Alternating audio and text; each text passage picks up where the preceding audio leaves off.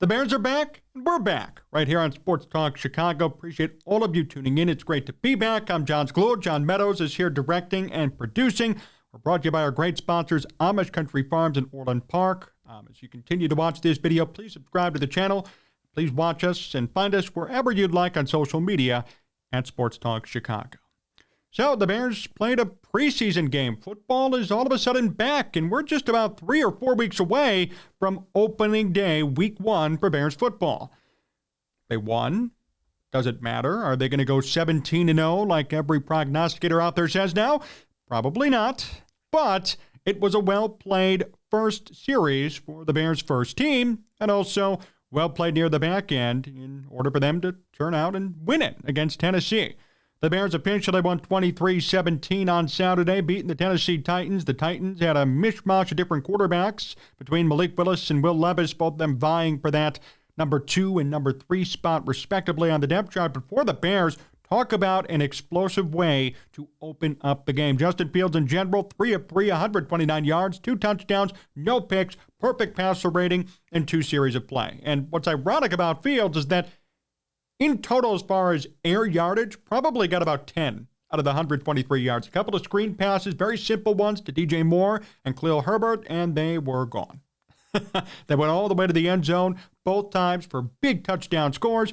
Roschon Johnson got a lot of carries, most notably 12 carries, 44 yards. Herbert had 4 carries for 15. DJ Moore led all receivers with 62 yards on the one catch. The screen pass from Justin Fields caught behind the line of scrimmage, and he took it all the way to the house. Khalil Herbert right behind him at 56. What could we take away from a game like this? What did we see that indicated to us anything of promise? I find it interesting that the first 2 times the Bears scored with their first team offense out there, it wasn't anybody taking over the game. It wasn't Justin Fields having to duck and get around pressure, use his legs, gain 20 yards on the fly, run out of the pocket and make something happen. Nope, Bears didn't need that. They weren't heavily relying on him. They weren't running the ball 5 or 6 times, trying to claw and inch their way for first downs to keep the drive going. Nope. There was no struggle in terms of keeping drives alive. All Justin Fields had to do, literally, was throw the ball behind the line of scrimmage. You heard that right. Behind the line of scrimmage. And the receivers did the rest. What's that say? And what does that indicate? Well, for once, although it's preseason, Justin Fields has help. And this is what we've been talking about and advocating for since Matt Nagy threw him out of the bus, 3 years ago now? We've been advocating for help. We've been advocating for support. We've been asking Ryan Poles and Ryan Pace at the time, please spend money. Please help this kid. Don't leave him out to dry. And finally, we're seeing somewhat of that in this preseason.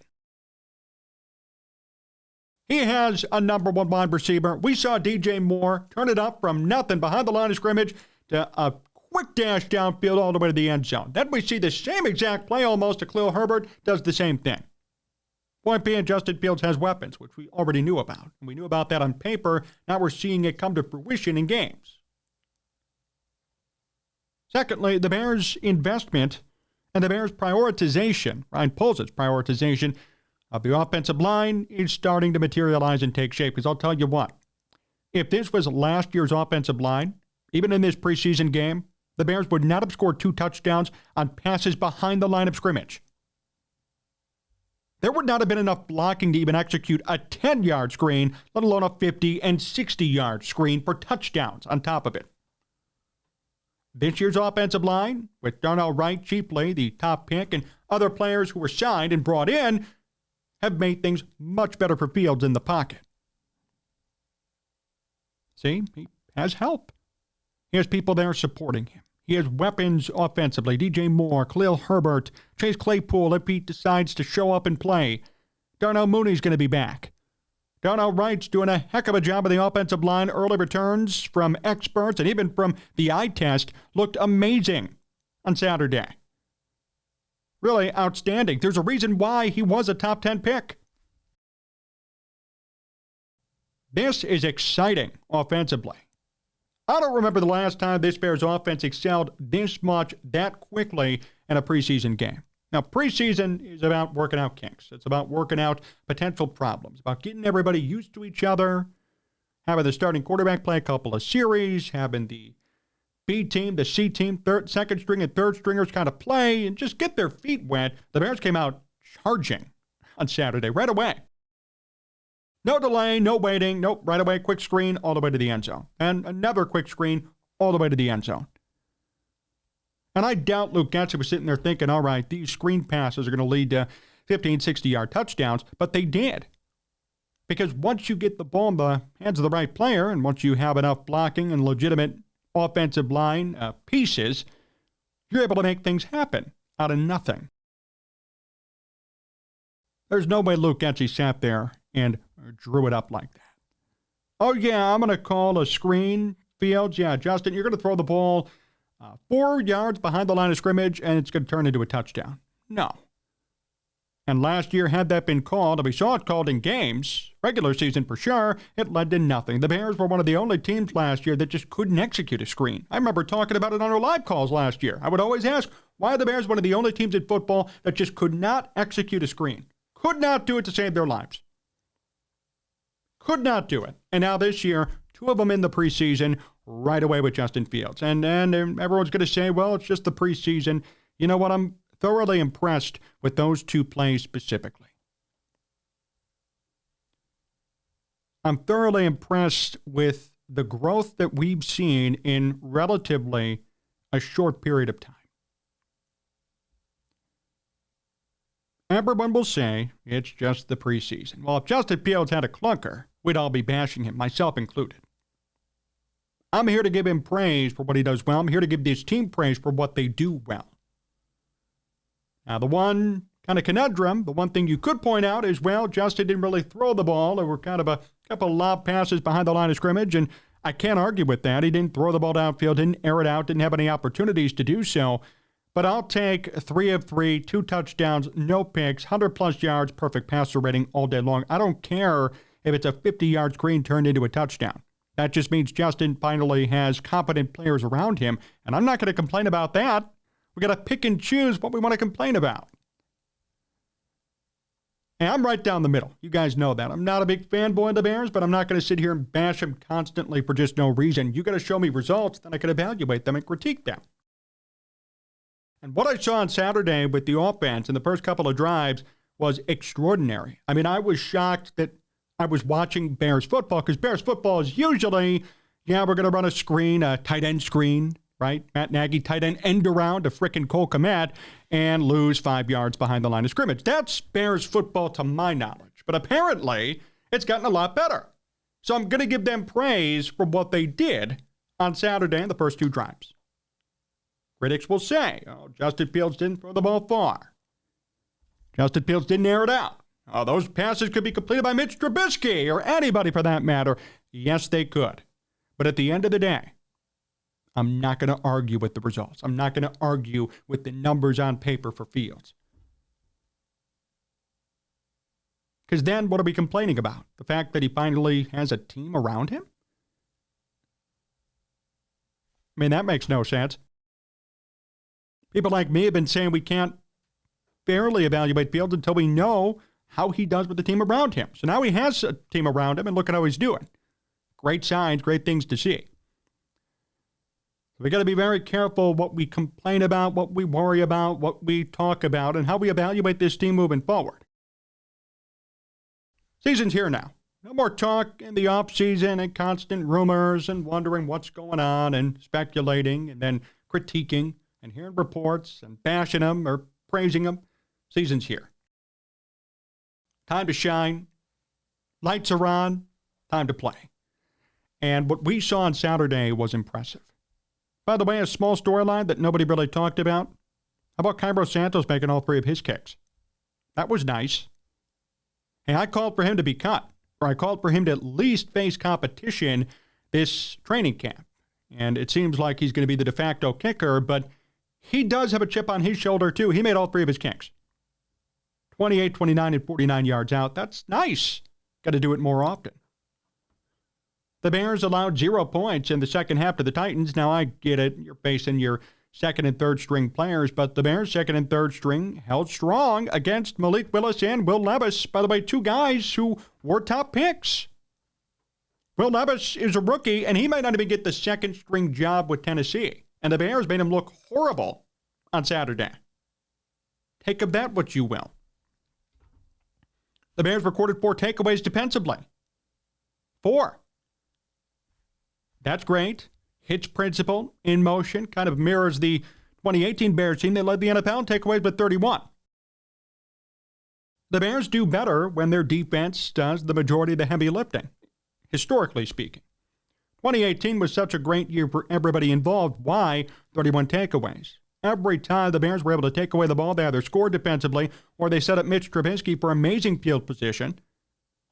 Then from there, when you cut the field in half, there's no pressure on the quarterback or the offense whatsoever.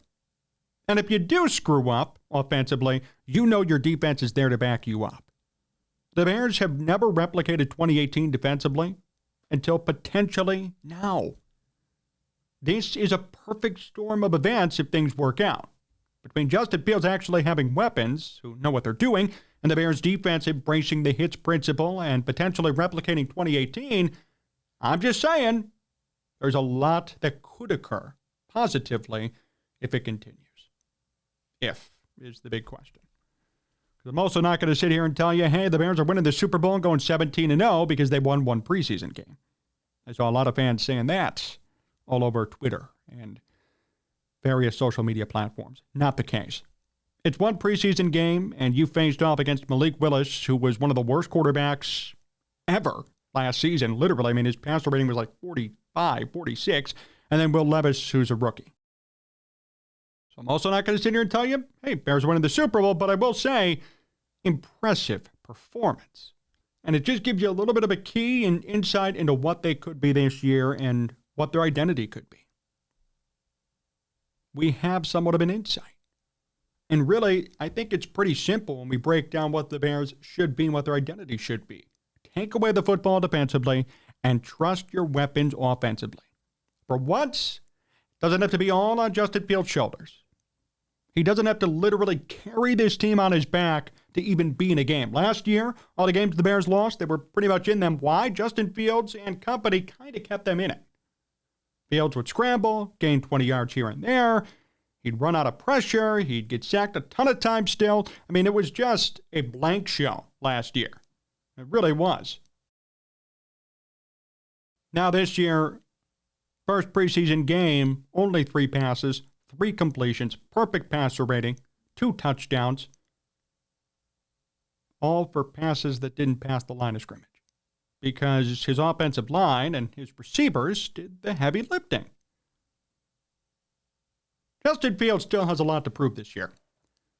I think he is promising. I think he's proven already that he's a competent starting quarterback, but he hasn't proven yet that he is this superstar, this MVP, and this year will help show it. But having this supporting cast around him is already impressing me and keeping me on the positive side. Look at what he did with what he had, finally. Look at what he did with what was finally given to him and invested to by Ryan Bowles. This is how it all happened. What a weird concept, actually investing in your quarterback. The Bears finally did it after years of rebuilding and firings and tumult around Hallis Hall. So this was an encouraging game. This was an exciting game. And I'm proud of how the Bears played, especially early on with the starters in. Can it be replicated come week 1? Hope so. But we did see on paper how the Bears could be effective in 2023. If they replicate this preseason game, they're going to be unstoppable. Simply put. If Justin Fields can trust the weapons Ryan Poles brought in, and if the defense could take away the football like crazy, this team's going to win the division. And that's not an overstatement or an overreaction. But if there's backsliding, if there's regression, if the defense isn't as good as they showed to be, we could be talking about a different story. So I challenge the Bears after watching this game to keep going. Keep it up. Because if you don't, we're going to be having a different conversation in about 5 months. I hope they keep it up, and I was very impressed by what I saw on Saturday. Thanks for watching today's video here on Sports Talk Chicago. Subscribe to the channel for more Chicago Bears and Chicago sports content, and follow us all over at Sports Talk Chicago. Big thank you, John Meadows, for directing and producing, and for all of you for tuning in. Until next time, so long, everyone.